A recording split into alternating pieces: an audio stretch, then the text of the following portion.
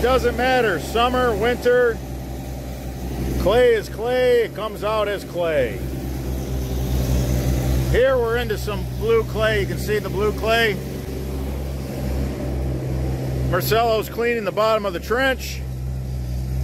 Man, dude, you got that spot on perfect.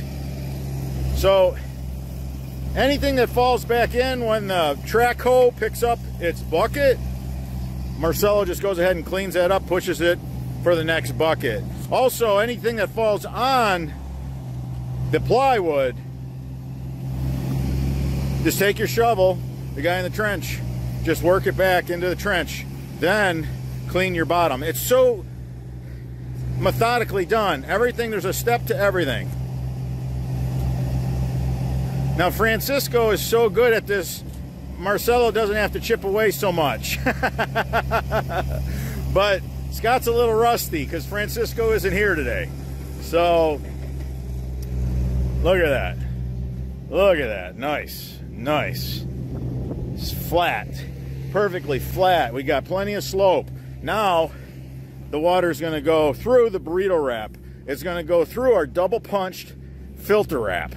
It's going to go through it, drain right through the stone into the high octane, and because we're going through the sidewall of this concrete basin, the water's not asked to define gravity and go into that. Now, the only time water goes into that, it's storm water. The water rises to the point to where water seeks level.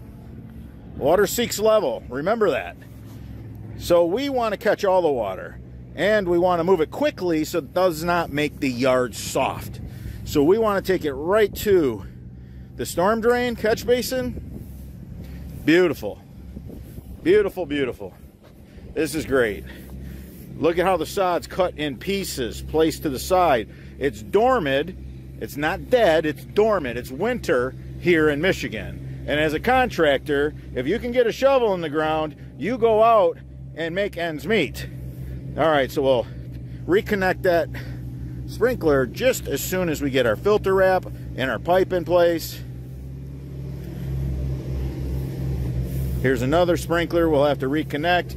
This is no big deal. Look at how flat the bottom of that trench is. Methodically working the bottom of that trench. Beautiful job, Marcelo, as always, man. Beautiful. High praise.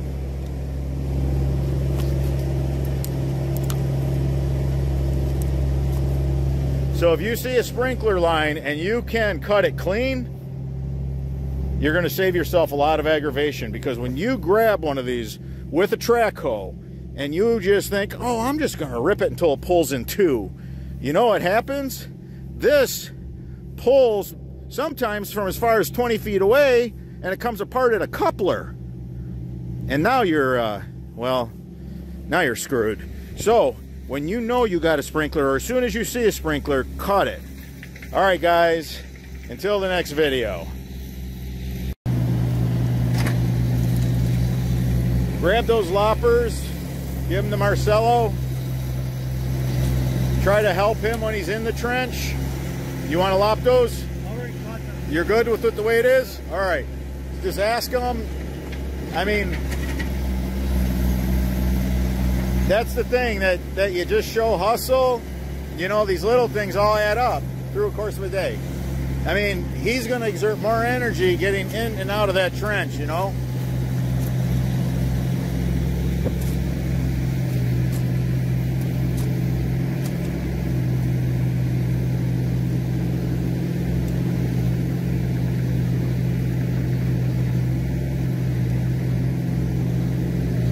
These decorative fences cost so darn much money. You gotta be so very careful.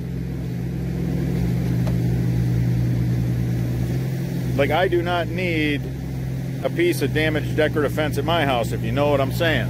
I don't need to be buying the homeowner a new section of fence. So when working around these expensive fences, now look at that meticulous work, chipping away at the bottom of that trench just to get it just spot on perfect, so that no water's left in that trench.